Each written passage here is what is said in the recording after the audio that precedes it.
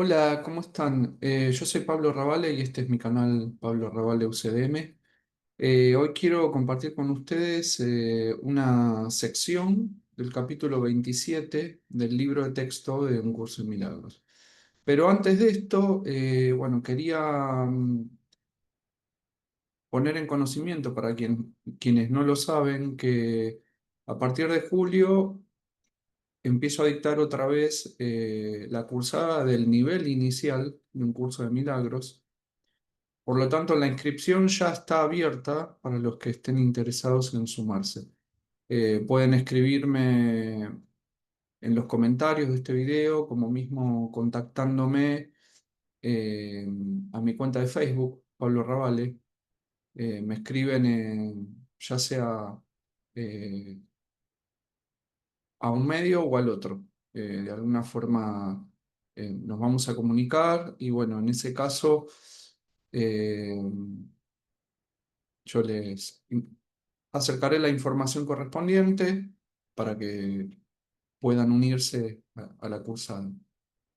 Así que, bueno, están más que invitados a sumarse y espero poder eh, contar con el placer de ser su maestro sí, de cursada y sobre todo para mí, más que ser maestro de cursada, es acompañarlos en lo que es este camino, que lo hagamos juntos. Para mí ser maestro cursada implica ni más ni menos que compartir mi experiencia con ustedes. Eh, no lo veo de la manera, digamos, tradicional, que sería lo propio de una relación maestro-alumno, ¿no? Pero bueno, para mí es esto, es compartir la experiencia, es acompañarlos a lo largo de ese recorrido y que ustedes también me acompañen a mí, porque en definitiva estamos haciendo el mismo viaje eh, y que es con el mismo objetivo. Bien, dicho esto, vamos a ver hoy, como les decía, una sección que está en el capítulo 27, el libro de texto de Un Curso de Milagros. Es la sección segunda, para ser preciso, y se titula El temor a sanar. Dice así: ¿es atemorizante sanar? Sí, para muchos lo es, pues la acusación es un obstáculo para el amor y los cuerpos enfermos son ciertamente acusadores. Jesús dice que todo aquel que experimenta la enfermedad es porque inconscientemente se siente culpable todavía por creer que ha abandonado a Dios, que le ha hecho, digamos, un cruce de brazos, eh, que lo ha traicionado, en definitiva. Obstruyen completamente el camino a la confianza y de la paz. El camino de la confianza y de la paz. Lo que es, digamos, lo que es la acusación, ¿no? Todo tipo de acusación es un obstáculo para el amor y los cuerpos enfermos son ciertamente acusadores. Obstruyen completamente el camino de la confianza y de la paz, proclamando que los débiles no pueden tener confianza y que los lesionados no tienen motivos para gozar de paz. ¿Quién que haya sido herido por su mano, por su hermano, podría amarlo aún y confiar en él? Bueno, esto es una pregunta que está abordada desde lo que es la perspectiva del ego. Nadie, desde esta perspectiva, puede confiar en aquel que cree que lo lastimó, porque siempre es eso, es nuestra creencia que fue así. No es lo que el otro en teoría no ha sido, sino como nosotros lo interpretamos. Pues su hermano lo atacó y lo volverá a hacer.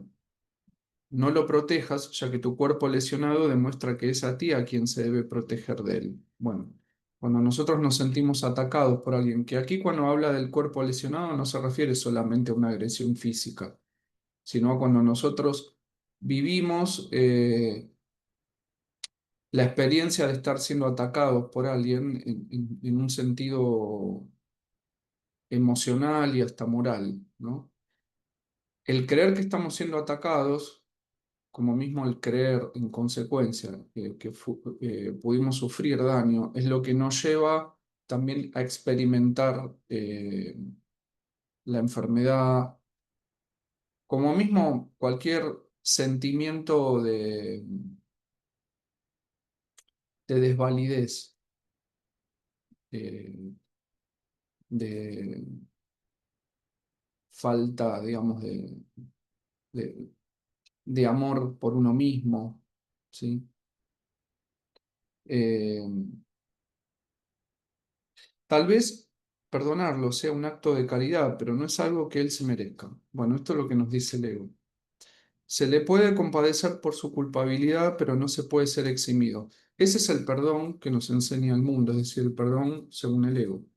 A alguien se le puede disculpar la falta que cometió, pero no va a dejar de ser por eso eh, un pecador. Entonces ahí no hay, como podemos ver, no hay ningún perdón real. Y si le perdonas sus transgresiones, no hace sino añadir otro fardo más a la culpabilidad que realmente ya ha acumulado. Eh, bueno, o sea, en la medida que yo perdono a alguien que comete errores, en realidad no lo estoy absolviendo de nada, sino que eso da cuenta de que cometió otro error más eh, del- a los que ya venía cometiendo. O sea, se le agrega otro fardo más de culpabilidad, por más que yo le disculpe su falta para conmigo. Los que no han sanado no pueden perdonar, pues son los testigos de que el perdón es injusto. Prefieren conservar las consecuencias de la culpabilidad que no reconocen. No obstante, nadie puede perdonar un pecado que considere real. En la medida que yo considero que alguien me atacó, no estoy perdonando, aunque diga que estoy perdonando, porque estoy validando la creencia en el ataque. El perdón, el verdadero perdón, el de Dios, nos viene a decir que todo lo que creemos que nos sucedió jamás ocurrió, que es una proyección de nuestra mente. Entonces, en la medida que yo creo que puedo perdonar a alguien por lo que me hizo, no estoy perdonando. En realidad no estoy perdonando. Y siempre voy a estar, de alguna manera, esperando que esa persona se vuelva a equivocar conmigo. Por ende, estaré proyectando eso y por ende se manifestará. Bien. Eh, Lo que tiene consecuencias tiene que ser real porque lo ha hecho y está ahí a la vista. El perdón no es piedad, la cual no hace sino tratar de perdonar lo que cree que es verdad. No se puede devolver bondad por maldad, pues el perdón no establece primero que el pecado sea real para luego perdonarlo. Bueno, no podemos devolver bondad por maldad. En la medida que creamos en la maldad, no podemos devolver bondad por maldad. Entonces, no hay manera que yo pueda perdonar a alguien cuando creo que fue capaz de hacerme daño. Para poder perdonarlo realmente, que es como perdona a Dios, tengo que hacer el ejercicio en mi mente de lograr verlo inocente, más allá de lo que yo crea que me hizo, o más allá de lo que crea que puede ser capaz esa persona. Nadie que esté hablando en serio diría, hermano, me has herido. Sin embargo, puesto que de los dos yo soy el mejor, te perdono por el dolor que me has ocasionado. Perdonarla y seguir sintiendo dolor es imposible, pues ambas cosas no pueden coexistir. Una niega a la otra y hace que sea falsa. Entonces, si yo perdono, pero de todas maneras me sigue doliendo lo que pasó, o cada tanto te recuerdo de lo que fuiste capaz conmigo en el pasado, en realidad nunca te perdoné. Es, como dice Jesús también en el curso, ese perdón que es el perdón para destruir. A la larga, ese perdón, a lo único que lleva es a que se destruya la relación. Entonces, no es perdón. Ser testigo del pecado y al mismo tiempo perdonarlo es una paradoja que la razón no puede concebir. Desde la razón es imposible validar el pecado y querer perdonarlo. Por eso esto que promulgan las religiones, sobre todo las religiones monoteístas, ¿no? Del perdón de los pecados, eso es una contradicción en sí misma. En la medida que creamos en el pecado, no se puede perdonar. La manera de perdonar a alguien es eh, apelando a su santidad, es decir, hacer todo un movimiento con mi mente para ni siquiera tratar de verlo santo, para querer verlo santo. Porque la única manera que podemos perdonar realmente es queriendo perdonar y no tratando de perdonar. Pues afirma que lo que se te ha hecho no merece perdón, y si lo concedes, eres clemente con tu hermano, pero conservas la prueba de que él no es realmente inocente. Los enfermos siguen siendo acusadores. No pueden perdonar a sus hermanos ni perdonarse a sí mismos. Y volvemos a lo que les decía al principio. Todo aquel que está enfermo es porque en el fondo se siente culpable y a su vez porque culpa a alguien de algo. Eh, Esto es algo que sucede de forma inconsciente. Entonces, si yo tengo una enfermedad, eh, lo que tengo que descubrir es qué culpa y qué juicio sobre alguien, bueno, estoy sosteniendo en mi mente de manera inconsciente. Eh, Nadie sobre quien el verdadero perdón descanse puede sufrir, pues ya no exhibe la prueba del pecado ante los ojos de su hermano, es decir, lo ve únicamente inocente. Eh, no tiene en cuenta nada de lo que se supone que pasó. Por lo tanto, debe haberlo pasado por alto y haberlo eliminado de su propia vista, el pecado. El perdón no puede ser para uno y no para el otro. El que perdona se cura y y en su curación radica la prueba de que ha perdonado verdaderamente y de que no guarda atrás alguna de condenación que todavía pudiese utilizar contra sí mismo o contra cualquier cosa viviente. El perdón no es real a menos que se os brinde curación a tu hermano y a ti. Eh, para esto es que está la terapia basada, bueno, en los principios de un curso de milagros, ¿no? Lo que nos dice Jesús es que en la medida que yo atienda a alguien en carácter de paciente que me trae una problemática a resolver, estoy sanando eso mismo en mi mente. Por ejemplo, si alguien sufre porque lo abandonaron o porque le fueron infiel, eso no significa que a mí me hayan abandonado o me han sido infiel, o a mí me abandonarán o, podrían serme infiel. No, significa que yo creo en el ataque, porque el abandono como la infidelidad son formas de ataque, formas en las que se manifiesta la creencia en el ataque. Si alguien aparece trayéndome estos problemas, entre comillas, para sanar, bueno, tengo que saber ver que ese otro es un reflejo de mí mismo que me está mostrando lo que una parte de mi mente todavía cree que es real, que sería el ataque. Entonces, en la medida que yo lo ayude a sanar eso, se está sanando en mi mente por ser el otro un reflejo de mí mismo.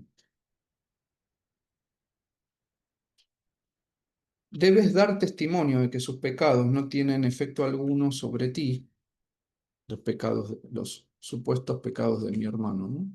Y demostrar así que no son reales. ¿De qué otra manera podría ser él inocente? ¿Y cómo podría estar justificada su inocencia a menos que sus pecados careciesen de los efectos que confirmarían su culpabilidad? Los pecados están más allá del perdón simplemente porque entrañarían efectos que no podrían cancelarse ni pasarse por alto completamente. De hecho, el concepto de pecado todo el mundo lo entiende como algo que es prácticamente irremediable. Lo que nos enseña Jesús, que en la medida que creamos en el pecado, no podemos creer en la inocencia, porque la verdad, que sería la inocencia, no puede mezclarse con las ilusiones, que sería el pecado. O creemos en una cosa o creemos en la otra. Eso es lo que tenemos que elegir. En el hecho de que pueden cancelarse radica la prueba de que son simplemente errores. Permite ser curado para que de este modo puedas perdonar y ofrecer salvación a tu hermano y a ti. Un cuerpo enfermo demuestra que la mente no ha sanado. Un milagro de curación prueba que la separación no tiene efectos. Es decir, la idea de que yo estoy separado de los demás y separado de Dios, ¿no? Y que, por ende, si estoy separado de Dios, eh, estaría eh, todavía en falta con él por haberlo abandonado. El cuerpo, enseña un curso de milagros, es la manifestación de nuestra creencia en estar separados. El cuerpo funciona, esto es un textual del curso, como una cerca.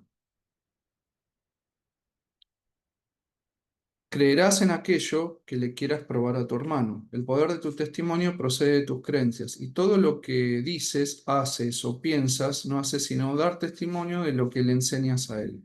Tu cuerpo puede ser el medio para demostrar que nunca has sufrido por causa de él. Es decir, yo puedo valerme del cuerpo, que es una ilusión, utilizándolo como un instrumento de comunicación, que lo que comunique sea únicamente lo que procede de la verdad. Entonces, de esa manera estoy dando testimonio de nuestra eterna inocencia, ¿no? De la santidad que nos es inherente, porque fuimos creados en santidad. No hay santos, como nos cuenta la, sobre todo, sí, la religión cristiana o el cristianismo en todas sus vertientes. No existen algo como los santos, porque todos fuimos creados en santidad. Em, Sanar puede ofrecerle un mudo testimonio de su inocencia.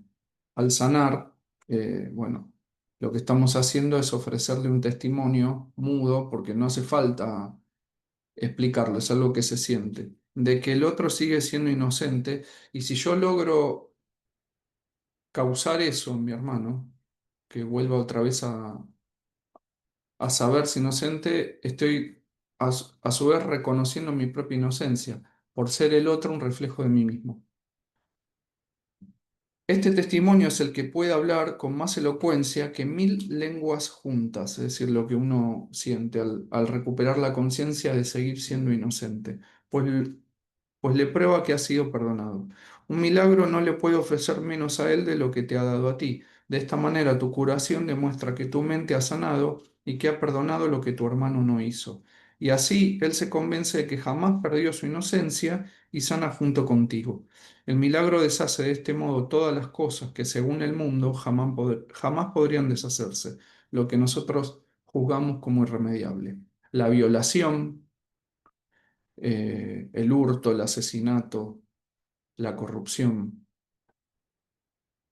todo lo que condenamos como imperdonable. Y ahí vienen estas frases hechas como no tienen perdón de Dios.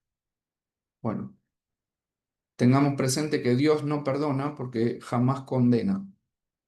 El amor no puede ver otra cosa más que la inocencia. Entonces, como Dios es el amor, a los ojos del amor, nosotros no tenemos una mancha de pecado en nuestro ser. Entonces, Dios jamás nos juzga, ni mucho menos nos puede condenar o castigar.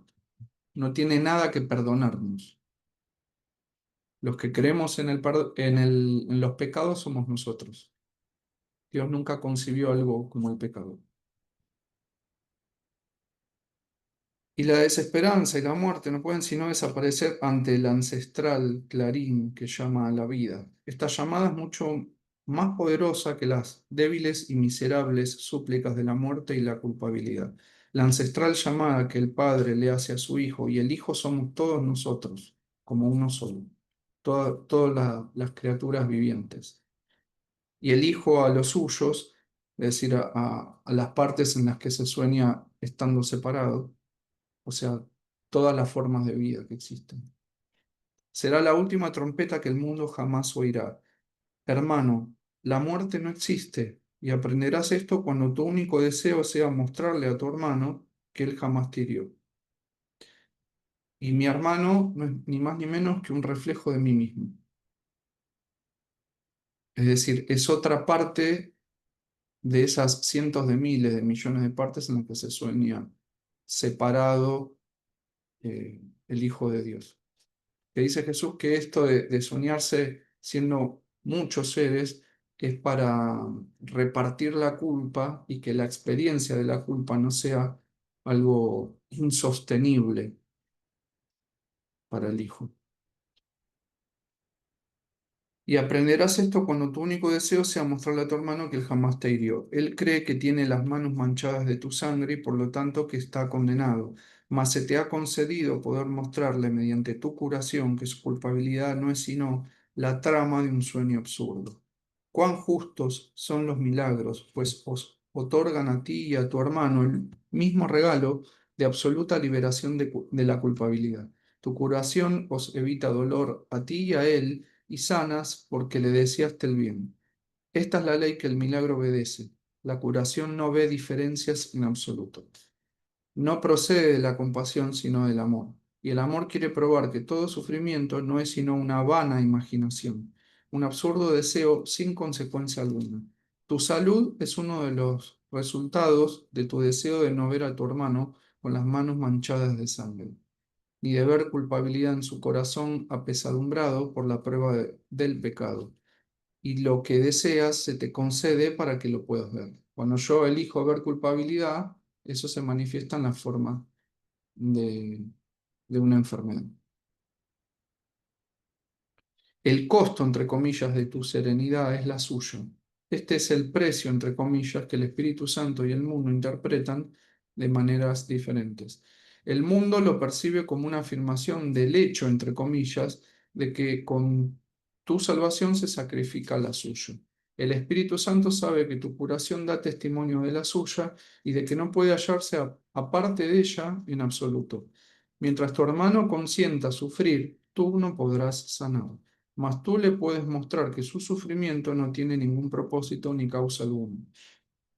Eh, si yo logro hacerle ver que sigue siendo inocente, se cura él y me curo yo por ser él una parte de mí.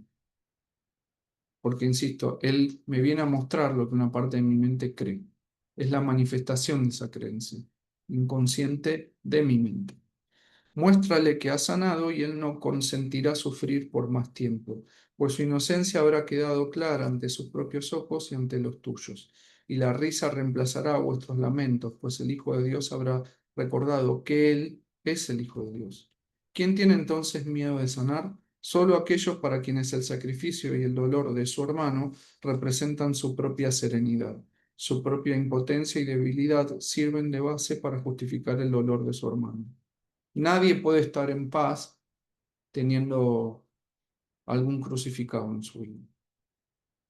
Nadie puede sentirse en paz guardándole rencor a una persona.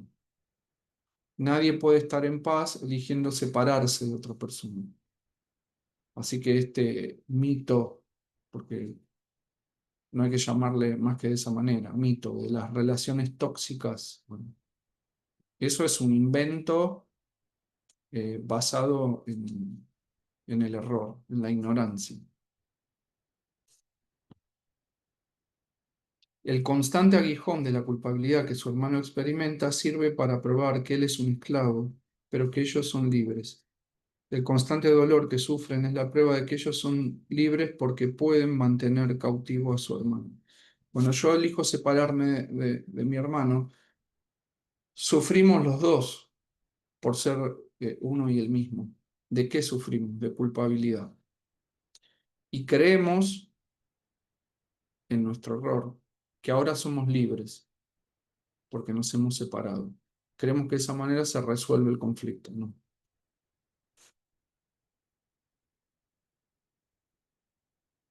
Y así desean la enfermedad para evitar que la balanza del sacrificio se incline a favor de aquel. ¿Cómo se podría persuadir al Espíritu Santo para que se detuviese por un instante o incluso menos a razonar con semejantes argumentos en favor de la enfermedad?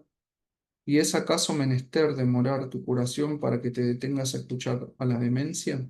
Tu función no es corregir. La función de corregir le corresponde a uno que conoce la justicia, no la culpabilidad. Se está refiriendo al Espíritu Santo. Si asumes el papel de corrector, ya no puedes llevar a cabo la función de perdonar. Y entendamos el papel de corrector como aquel que juzga los errores de los demás. Nadie puede perdonar hasta que aprende que corregir es tan solo perdonar, nunca acusar. Por tu cuenta no podrás percatarte de que son lo mismo y de que por lo tanto no es a ti a quién corresponde corregir. Identidad y función son una misma cosa y mediante tu función te conoces a ti mismo. ¿Cuál es mi función? Mi única función, perdonar. De modo que si confundes tu función con la función de otro, es que estás confundido con respecto a ti mismo y con respecto a quién eres. ¿Qué es la separación sin un deseo de arrebatarle a Dios su función y negar que sea suyo? Mas si no es su función, tampoco es la tuya, pues no puedes por menos que perder aquello de lo que te apoderas. En una mente escindida, es decir, dividida, la identidad no puede sino dar la impresión de que está dividida. Nadie puede percibir que una función está unificada si ésta tiene propósitos conflictivos y objetivos diferentes. Para una mente tan dividida como la tuya, corregir no es sino una manera de castigar a otro por los pecados que tú crees que son tus propios pecados, inconscientemente. Y de este modo el otro se convierte en tu víctima, no en tu hermano, diferente de ti por el hecho de ser más culpable y tener, por lo tanto, necesidad de que lo corrijas, al ser tú más inocente que él. Esto separa su función de la tuya y os da a ambos un papel diferente. Cuando yo juzgo los errores que comete mi hermano, creo que yo gozo de más inocencia que él. No, yo no tengo que juzgar, tengo que perdonar. La única forma de corregir algo es a través del perdón de las ilusiones. Esto es lo que nos está queriendo decir. Y así no podéis ser percibidos como uno y con una sola función, lo cual querría decir que compartís una misma identidad y un solo objetivo. La corrección que tú quisieras llevar a cabo no puede sino causar separación, ya que esa es la función que tú le otorgaste. Cuando percibas que la corrección es lo mismo que el perdón, sabrás también que la mente del Espíritu Santo y la tuya son una. Y de esta manera habrás hallado tu propia identidad.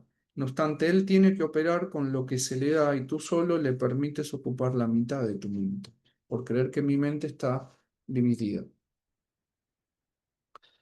Que de hecho la experiencia que tenemos es así, es de estar divididos, porque una parte de nuestro ser está en conciencia de ser el Hijo de Dios y de seguir al lado de Dios. Eh, y otra parte nuestra sueña ser toda esta multiplicidad de formas de vida que están en cuerpos y que se encuentran separados de Dios.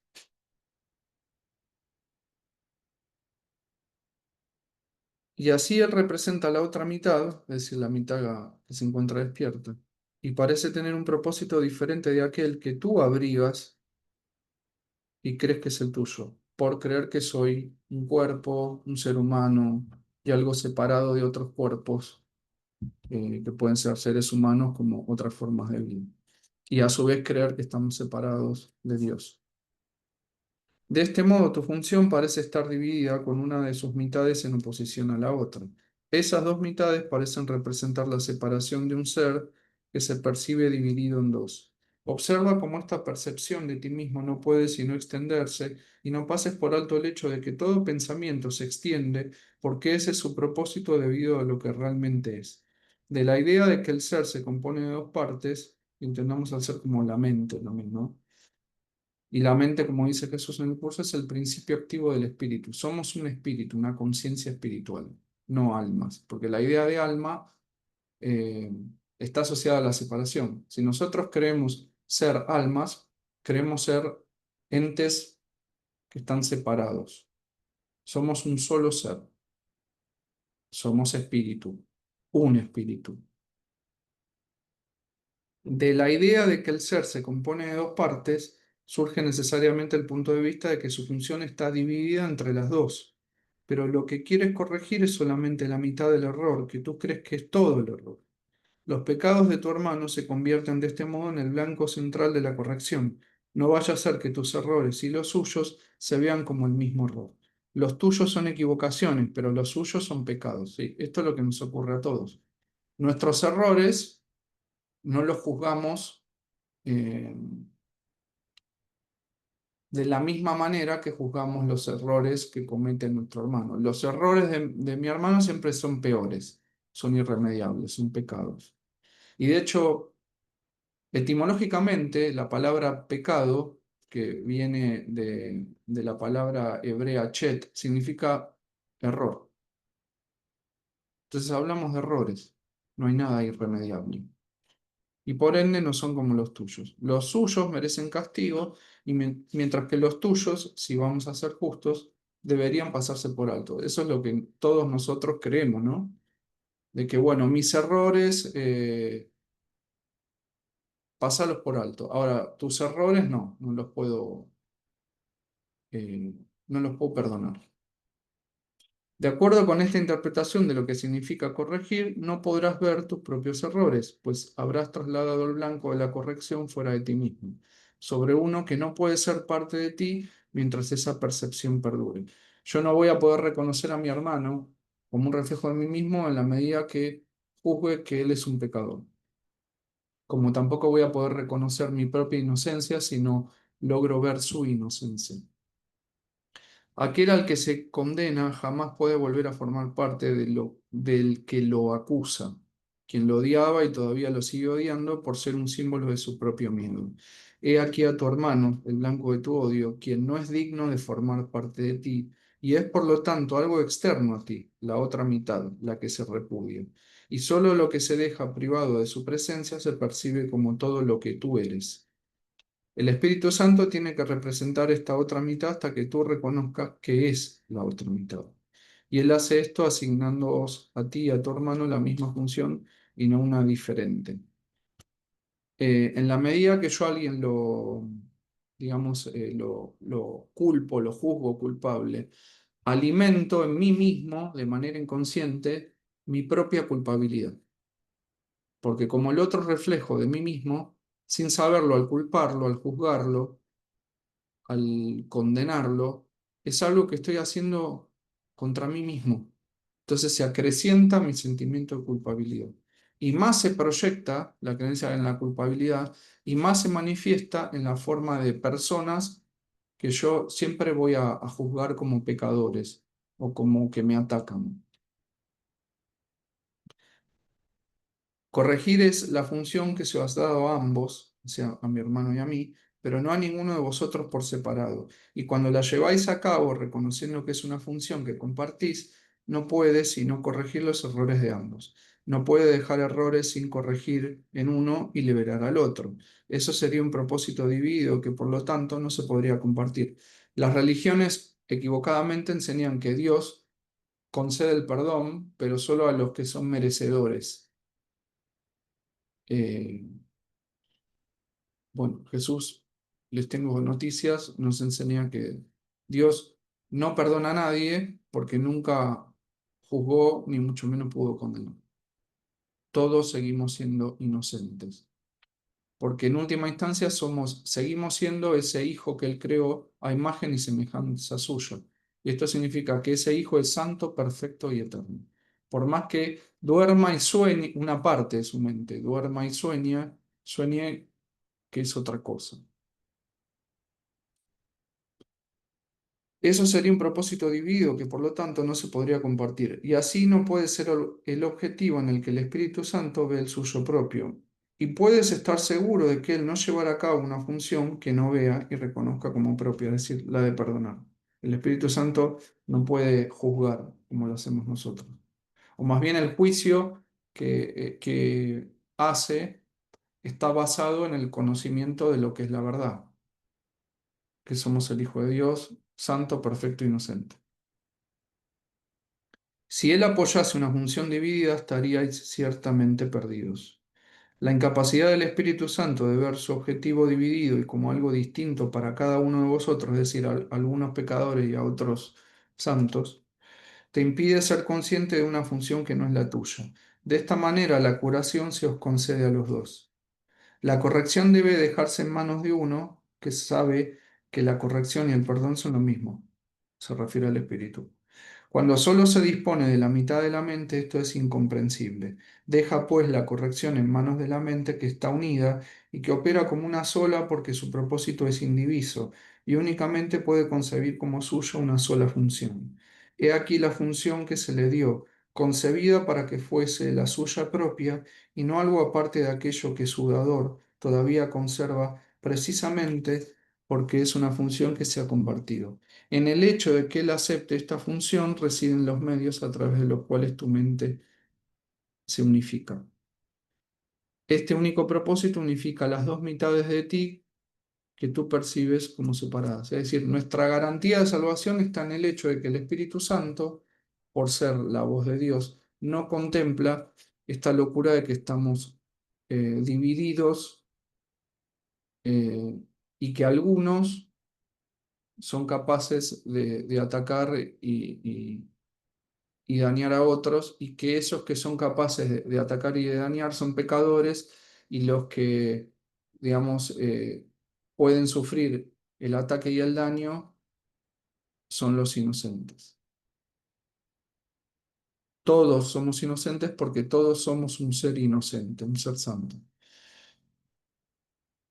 Este único propósito unifica las dos mitades de ti que tú percibes como separadas. Y cada uno perdona al otro a fin de poder aceptar su otra mitad como parte de sí mismo. Es decir, cada uno debe perdonar al otro para que de esa manera recuperemos la conciencia de ser un ser santo y un solo ser, uno y el mismo. Bueno, nada más por hoy. Esta sección es un poquito larga, pero vale la pena, o más bien vale la alegría. Nada más por hoy. Nos vemos en un próximo video. Si les gustó, no se olviden de darme like, suscríbanse a mi canal si aún no lo han hecho y me ayudan a mantener vigente todo este contenido, es decir, a que circule eh, por YouTube y pueda llegar a otras personas. Me despido pidiendo un milagro en nombre de Jesús para todos. Adiós.